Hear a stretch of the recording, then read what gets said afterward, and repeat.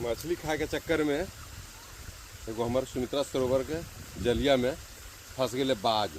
देखो कैसे छटपटा रहे। इन्हें मछलियाँ खाए ले हैं, मछलियाँ खाए ला वहीं जा छोड़ा दिया, जान पकड़ दिया कि आप खाइए मछलियाँ।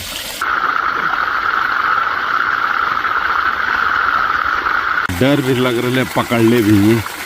देखो कैसे जलिया से दम निकल लिया, पूरा भी जाल लगल है, लेकिन एक प्राण बकस देना। डर भी लग रहा है कैसे एक छोड़ावल जाए। जाल है तो जाल ऐसे कहता लोग भी लालच बुरी बला है। लालच पहन के मछली खाए के चक्कर में फंस गए। तो हमरा ऐसा हो कि देखलियो तो तरह छोड़ा रहियो बउआ। याद हो गया तुम, चल जो उड़ के।